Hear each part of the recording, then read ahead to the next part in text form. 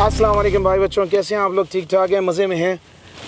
Corona ने तो हमारा जो है ना बस ऐसी की तैसी करके रख दी थी, लेकिन बिलाखिर एक वीडियो रिव्यू लेकर आ गया हूँ मोटरसाइकिल का। अंदर motorcycle is the Benelli TNT 180S। ये 180S के बारे में क्विकली कुछ इन्फॉर्मेशन समझते चले जाइएगा। ये ऑब्वियसली इस first impression review, long term के ऊपर इसकी क्या पायदारी होगी वो तो आपको इंशाल्लाह बाद में बताते रहेंगे हम लोग। लेकिन बाज़ दोस्तों ने मेरे एक लास्ट रिव्यू देखा था TNT 150i का, और ये है 180S। बहुत ही डिफरेंट किस्म की मोटरसाइकिल है as compare to TNT 150i। उन चीज़ों को, उन डिफरेंसेस को हम बिलाखिर जो है वो एक्सप्लोर करते चले जाएंगे। It's much more powerful then a 150i। Approximately ये 18 हॉर्स पावर बनाती है। 11:1 कंप्रेशन रेशियो है इस मोटरसाइकिल का।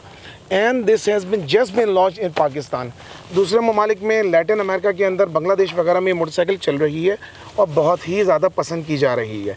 इंजन पावर हाउस की बात करें तो इससे 3 स्पार्क प्लग टेक्नोलॉजी जो आप बजाज के अंदर भी देखते आ रहे हैं और KTM के अंदर भी आप लोग देखते आ रहे हैं, उसके अंदर ट्विन स्पार्क प्लग थे जो आपने 150i के अंदर देखे थे। इसमें इन्होंने 3 स्पार्क प्लग्स दे दिए हैं। 3 स्पार्क प्लग्स देने की वजह से एक तो इसकी इनिशियल पिक बाइक की बहुत ज़्यादा बढ़ जाती है, दूसरा इसकी जो है वो फ्यूल इकोनॉमी काफ़ी अच्छी हो जाती है। 10 लीटर का टैंक है, लेकिन 10 लीटर का टैंक होने के बावजूद ये अप्रॉक्सीमेटली आपको 46 to 50 के दरमियान की फिगर आपको देगी किलोमीटर्स पर लीटर।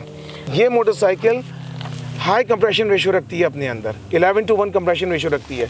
तो आपको इसके अंदर रिकमेंडेड जो फ्यूल है वो हाई ऑक्टेन रखना होगा। टायर्स के बारे में मेरे हमेशा एक पेट पीव रहा है छोटी बेनेली के बारे में। वो पेट पीव ये है कि यार आप इतनी अच्छी मोटरसाइकिल लेकर आते हैं, कम से कम इसमें थोड़े बेहतर टायर्स दे दीजिएगा। इन्होंने आगे पीछे इसके अंदर जस्ट लाइक 150i कॉर्डियल के टायर दिए हुए हैं, जो मैं नहीं समझता कि इसके साथ जस्टिफाई करते हैं इस मोटरसाइकिल के साथ। लेकिन आप इसको बाद में जब भी चाहें ऑप्ट कर लें फॉर टूरिंग, आप बेहतर टायर लगा सकते हैं। उसकी रिकमेंडेशन मैं आप लोगों को इंशाल्लाह बाद में देता रहूँगा और एक बाइक में आपको दिखाऊँगा भी इंशाल्लाह। 100/80/17 17 इंच का रिम आगे है, पीछे आपका 130/70/17 का टायर है। 2.5 इंच विड्थ आपके इस रिम की है। आगे पीछे इन्होंने डिस्क दे रखी है। ब्रेकिंग इज़ वेरी एक्सेलेंट, और मैं समझता हूँ कि इस मोटरसाइकिल के ऊपर समझे कि ब्रेकिंग का आपको बाकायदा मज़ा आएगा। Front suspension is actually pretty good. ये वही सस्पेंशन आप कह लीजिए, कंपेरेबल कह लीजिए, जो आपका TNT 150i के अंदर आया था सस्पेंशन। अपसाइड डाउन फोक्स हैं आपके। पीछे इन्होंने मोनोशॉक दिया हुआ है, एडजस्टेबल है आपका, और आपका स्विंग आर्म असिस्टेड मोनोशॉक है। मोनोशॉक का फ़ायदा ये होता है कि आप कंपेयर टू दूसरी मोटरसाइकिल्स, आप जब टर्न करते हैं तो आपको अच्छा बैलेंस मिलता है इसके अंदर। As compare to TNT 150i, ये इंजन है लिक्विड कूल। TNT 150i का जो है वो एयर कूल्ड इंजन है। अब बात दोस्त मुझसे उस पर कहते हैं कि यार it's an oil cooled. Oil cooling is a different form of cooling, मतलब मैं उसको एयर कूल्ड ही कंसिडर करता हूँ, इसलिए मैं कहता हूँ it's an air cooled engine. ये आपका प्रॉपर लिक्विड कूल्ड इंजन है। आगे रेडिएटर लगा हुआ है आपका, और it's a single overhead cam based 4 valve engine. तो इसका मतलब यह है कि एक ऊपर कैम है, लेकिन वाल्व इसके अंदर जो है आपके 4 लगे हुए हैं।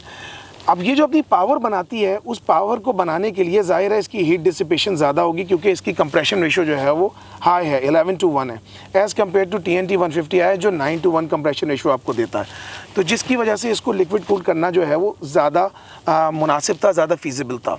एक और चीज़ जो आप बड़ी डिस्टिंक्टिव देखेंगे, जो मुझे TNT 150i से इसके अंदर ज़्यादा अच्छी लगी, वो आप इसकी फेयरिंग देख रहे हैं आगे की। ये फेयरिंग मुझे TNT 150i से ज़्यादा पसंद आ रही है, क्योंकि एक तरीके से इसके अंदर आपको कहीं से गैप नज़र नहीं आ रहा। उसके अंदर उसका केज का गैप था। ये ऐसा लगता है कि प्रॉपर एक स्पोर्ट बाइक को इन्होंने उसके ऊपर से फेयरिंग उतारी और उसकी जगह जो है वो हाफ फेयरिंग लगाई हो। तो this looks much better. Kick start इसके अंदर अवेलेबल नहीं है, अलबत्ता TLI इग्निशन है, धक्के के साथ भी स्टार्ट कर सकते हैं, जस्ट इन केस अगर आपकी बैटरी खुदा न खास्ता कभी डेड हो जाए। तो उसके अलावा ये बेसिकली आपका पुश बटन स्टार्ट या इलेक्ट्रिकल स्टार्ट या सेल्फ स्टार्ट है, ठीक है।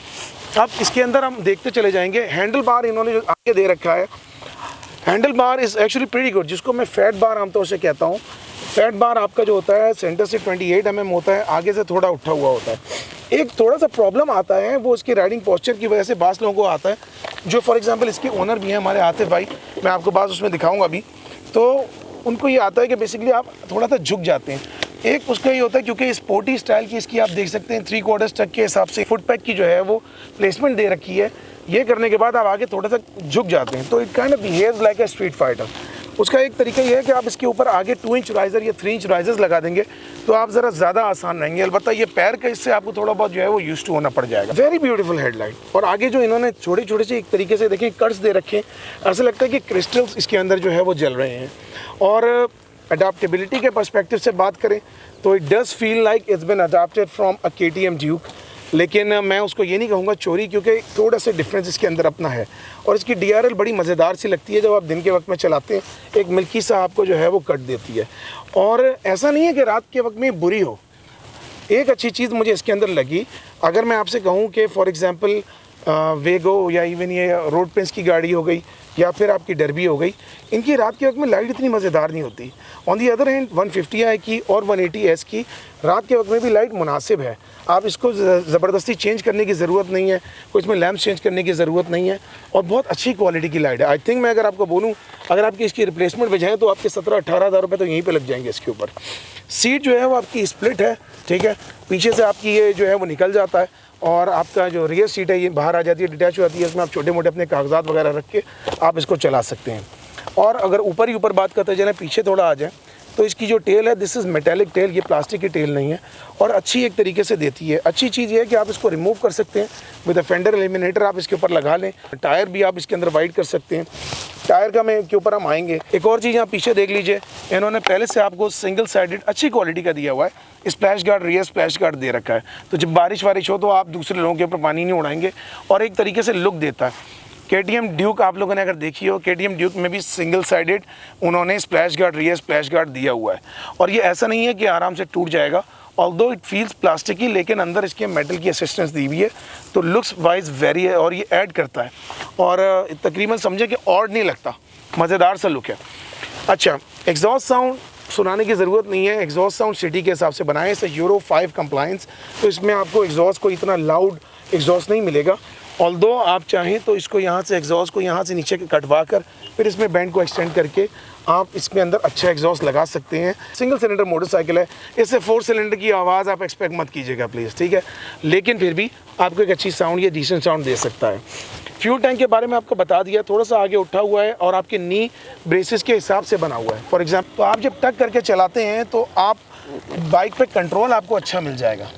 और कंसिडरिंग द फैक्ट कि इस बाइक की जो पिक है, इनिशियल पिक, मैंने इस बाइक पे बस बैठा हूँ और मैंने इसको ज़रा से RPM देकर ज़रा सा किया है तो ये बाइक व्हीली मारने का नाम लेना शुरू हो जाती है।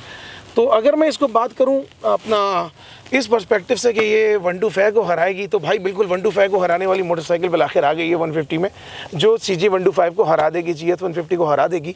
इसकी टॉप स्पीड हम इंशाल्लाह आप लोगों को दिखाएंगे बाद में करके। अभी इसका ब्रेकिंग पीरियड चल रहा है, थोड़ा सा इंजन ब्रेकिंग पीरियड है, तो अभी मैं आपको इसका इमीडिएटली इसकी टॉप स्पीड तो आप लोगों को नहीं दिखा सकता।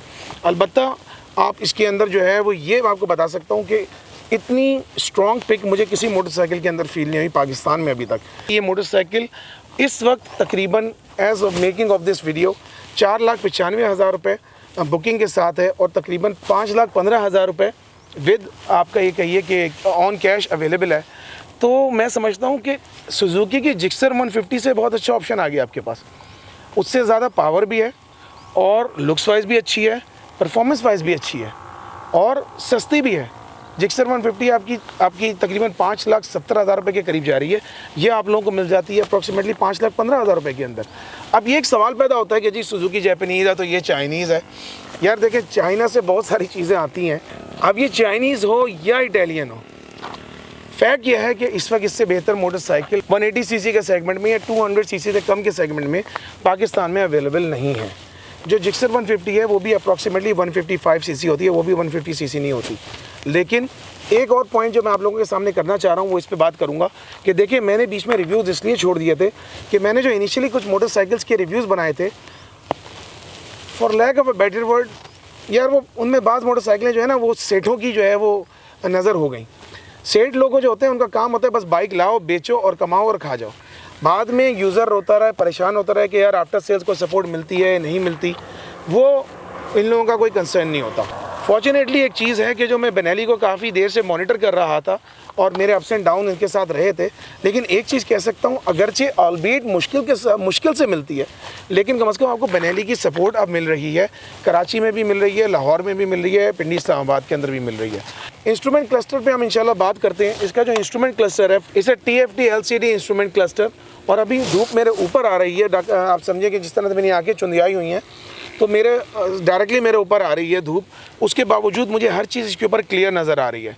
सारी इन्फॉर्मेशन, फ्यूल गेज, आपका जो है वो टेम्परेचर, आपका ट्रिप मीटर, आपकी तमाम information, tachometer, speedometer, fuel level, हर चीज़। आप इसको माइल्स पर आवर के अंदर देख लें या फिर आप इसको किलोमीटर्स पर आवर के अंदर देख सकते हैं। यहाँ पर छोटा सा बटन दे रखा है इन्होंने, आप इसको जो है वो अब यहीं से जो है वो सेट कर सकते हैं, ठीक है। एडजस्टमेंट यहाँ से कर सकते हैं without having to touch like this. ये जो आप इसके मिरर्स देख रहे हैं, ये सेम मिरर्स हैं जो आपको वेगो के अंदर, RX3 के अंदर, डर्बी के अंदर, बेनेली 150 के अंदर मिलते हैं। तो ये एक चीज़ है और आपको विजन अच्छा देते हैं, वाइब्रेशन वगैरह इनके अंदर नहीं होती और बहुत अच्छे मिरर्स हैं ये। अब इससे लास्ट बट नॉट लीस्ट एक चीज़ के ऊपर आते हैं कि यार आप इस पर टूर कर सकते हैं या नहीं कर सकते। एक छोटा सा इशू है इसके अंदर, जो टूर तो आप इसके ऊपर कर सकते हैं। मैंने आपसे कहा कि इतनी कोई आप ये कहें कि मुश्किल इसके ऊपर टूरिंग नहीं होगी। अगर आप इसके पोस्चर से एक मरतबा यूज़ टू हो जाते हैं तो you can go on long tours with this motorcycle. एक चीज़ का आप लोगों को थोड़ा बहुत कंसिडरेशन अपने जहन के अंदर रखनी होगी, वो ये होगी कि जनाब इसकी जो ग्राउंड क्लियरेंस है विद दिस इंजन गार्ड, ये जो इंजन गार्ड है इसके साथ इसकी ग्राउंड क्लियरेंस काफ़ी कम हो गई है। तो कराची के तो माशाल्लाह से जो खड्डे और आपके स्पीड बम्प्स आते हैं उसमें आपका इंजन गार्ड टकराएगा। तो टूर पर जाने से पहले मैं आपसे कहूँगा कि इस इंजन गार्ड को आप लोग ज़रूर उतार लीजिए, और अगर आप लोग ज़रा खड्डों वड्डों में चलाना चाहते हैं, टायर चेंज करा लें, इंजन गार्ड को उतार लीजिए। इसकी जगह अगर मेटल का कोई कस्टम आपको इंजन गार्ड मिल जाता है, स्किड प्लेट मिल जाती है, तो वो आपके एग्जॉस्ट को भी बचा लेगी और इसकी ग्राउंड क्लियरेंस भी अच्छी हो जाएगी। तो ये एक छोटी सी चीज़ थी।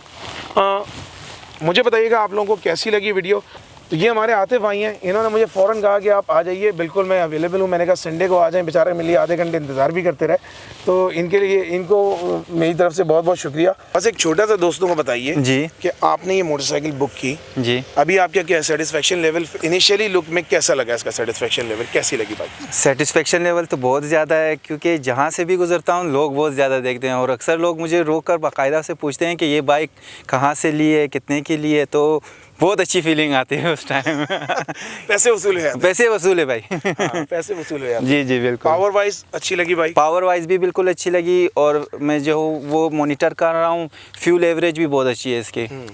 जी बिल्कुल। अच्छा सही, माशाल्लाह। ये है आतिफ भाई, और आतिफ भाई का बस वो थोड़ा सा वो जो मैंने आपको इशू बताया था कि अपना क्या नाम है, बैठ के अपना प्रॉब्लम आ रहा था। हाँ बिल्कुल, मेरा थोड़ा सा ये यूज़ टू नहीं हूँ, तो अभी आहिस्ता आहिस्ता हो जाएगा इंशाल्लाह फिर हो जाएगा जी, ठीक है ना ब्रदर्स।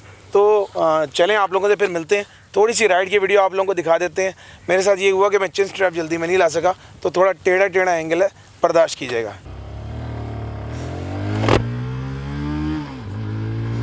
एक चीज़ तो मैं आप लोगों को बता दूं जो बेनेली की बड़ी अच्छी लगती है मुझे, ये स्पेशली 150 और इन सब का ना, कि 180 का भी सेम स्टोरी है। They have a very smooth gear box, इनका गियर बॉक्स बहुत स्मूथ होता है, तो that is the thing. Kill switch, dipper, ये सब कुछ दिया हुआ है इन्होंने, यहाँ से लेते हैं यहाँ से। अनलाइक द बेनेली TNT 150 आए, ये 6 गियर का इंजन है ये, so it has 6 gears in it. ये देख लें आप लोग, 5 और फिर 6। तो गाड़ी को हाई स्पीड पे स्मूथ रखने के लिए इन्होंने 6 गियर दे दिए हैं। तो और ये आपकी फ्यूल इकोनॉमी भी ज़ाहिर है कि कम करेगी, कि आपने अगर हाई स्पीड के ऊपर जाना हो तो आप इसको चलाएंगे तो ये काफ़ी आपको जो है वो अपना फ्यूल इकोनॉमी में बचत कर सकती है, क्योंकि आपके RPM इसके अंदर लो होंगे। तो दिस इज़ नीट। ये क्लस्टर, इंस्ट्रूमेंट क्लस्टर अच्छा चल रहा है। डिस्प्ले इन्होंने काफ़ी चेंज किया है, RPM ऐसे करके आ रहे हैं, पहले सीधे आ रहे थे, नहीं पहले ऊपर आके ऐसे जाते थे। और वाक़ईतन जो राइडिंग पे आपका पोस्चर है वो is relatively aggressive as compare to TNT 150 है। TNT 150 का मतलब पीछे चला सकता था। ऑल्दो अगर आपकी हाइट ये कहिए कि 5'9" से कम है या 5'8" से कम है, तो आपको थोड़ा इशू थोड़ा सा हो सकता है आगे झुकने का। चूँकि मेरी हाइट ज़्यादा है तो मैं सुकून से इसके अंदर अभी चला रहा हूँ।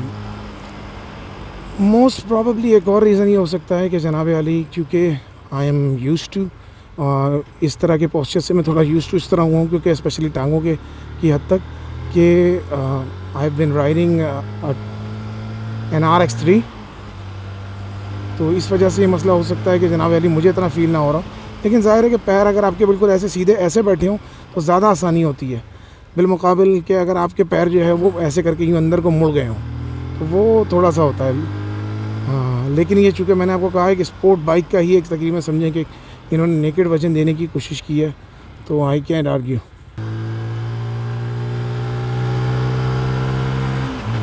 टर्निंग रेडियस का सेम है कि ये थोड़ा सा ज़रा सा वाइड है तो थोड़ा सा डिफरेंट होगा। अगर आप 70 या 125 या इवन YBR से आ रहे हैं या GS 150 से आ रहे हैं तो आपको इसके टर्निंग रेडियस से थोड़ा सा कस्टम होना पड़ेगा, लेकिन it's all in the learning curve. एक इतना बड़ा इशू नहीं है, आप इसको एक मरतबा यूज्ड हो जाएंगे then it shouldn't be an issue. Very stable, ठीक है, लुक माँ नो हैंड्स लेकिन स्टेबल है, इधर उधर गिर नहीं रही है, वाइब्रेट नहीं कर रहा हैंडल, तो दिस इज़ डिसेंट। मैं अपने RPMs को मैच कर रहा हूँ, स्पीड को मैच नहीं कर रहा। स्पीडोमीटर का जहाँ तक ताल्लुक़ है ना, तो यार बेनेली हो या कोई दूसरी बाइक हो, इन मतलब चाइना से जो मैन्युफैक्चर होके आती हैं, चलें इस तरह कह लीजिए, जो मोटरसाइकिल्स आती हैं इनमें आपको थोड़ी सी स्पीडोमीटर की थोड़ी सी इनएक्यूरेसी तो मिलेगी। तो get use to these things. 5 to 10 kilometres तक का भी जो है आप लोगों को अबव 100 आप लोगों को डिफरेंस इसके अंदर आ सकता है। तो अगर आप हिट कर रहे हैं लेट्स से 150 तो अप्रॉक्सीमेटली समझ लीजिए कि यू आर गोइंग 135 to 140। तो keep this thing in mind. लेकिन सो फार हैंडलिंग वाइज इज़ ईजी, कोई इसमें डिफ़िकल्टी नहीं हो रही मुझे, ठीक है ना। I can learn lean right, I can lean to the left, हो जाता है, नो इशू होता है इसके अंदर, ठीक है।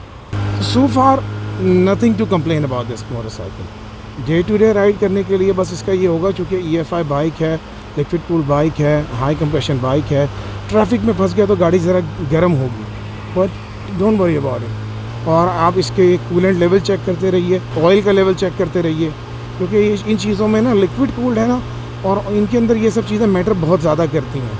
तो अगर आपका कूलेंट ना भी हो, ये सारे प्रॉब्लम हो तो मसला हो सकता है। लेकिन मतलब अगर लिक्विड कूल्ड हो तो you have to keep an understanding.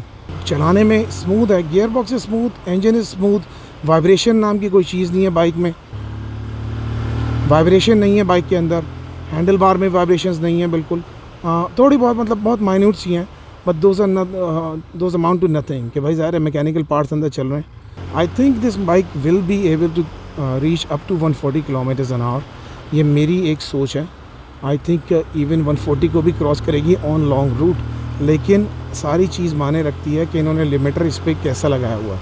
मैं अभी इसका लिमिटर इसलिए नहीं चेक कर सकता, खड़े खड़े चेक कर लेंगे, लेकिन लिमिटर इसलिए चेक नहीं कर सकता कि मैं चाहता नहीं हूँ कि इसके इंजन पे लोड आए बहुत ज़्यादा, कंसिडरिंग कि यह अभी बाइक अभी ब्रेक इन पीरियड के अंदर होती है।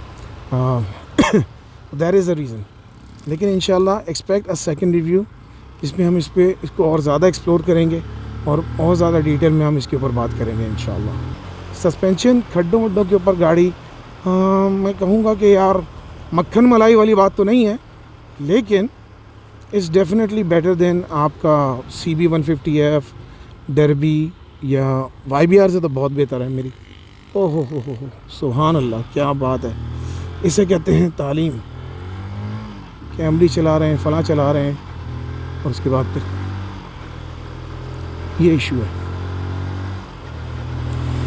मैं एक्सपेक्ट इतना नहीं कर रहा था डिफरेंस जितना इन लोगों ने दिया है। तो लेट्स सी कि अब ये आगे इसकी सपोर्ट क्या देते हैं।